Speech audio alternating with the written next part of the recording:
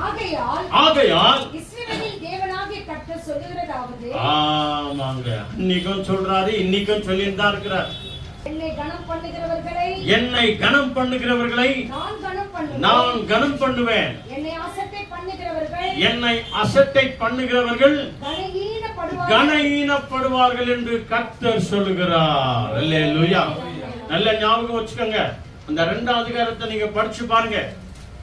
ஆசாரியர் பிள்ளைகளுக்கு, ஆசாரியனுக்கு சாமுவேல் வழியாய் கர்த்தர் எத்தனையோ முறை சொன்னார், எச்சரிக்கை சொன்னார், உன் சந்ததி ஆசீர்வதிக்கப்படும் அப்படின்னு சொல்லி எத்தனையோ முறை சொல்லி கூட அவங்க ஏளனமாய் கேவலமாய் அந்த ஆலயத்தில் வருகிற காணிக்கைகள், அந்த ஆலயத்தில் வருகிற பலிப்பீடங்கள், இந்த பலிப்பீடத்தில் வைக்கிற எல்லா பொருட்களையும் அவர்கள் அசூசியாய் நினைச்சாங்களாம், அசுத்தமா நினைச்சாங்களாம், தேவையில்லாத காரியத்துக்கெல்லாம் அதெல்லாம் உபயோகப்படுத்தினாங்க. இதெல்லாம் ஆண்டவர் பார்த்துன்னு இருக்கிறாரு.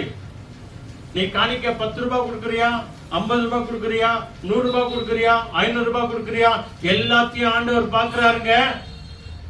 பார்க்கிறது மாத்திரம் இல்ல, அதை வாங்கின ஊழியக்காரரோ யாரா இருந்தாலும் சரி, சரியான வகையில அதை நீ உபயோகப்படுத்தாமல் போனால் உன்னையும் ஆண்டவர் கேட்பார்.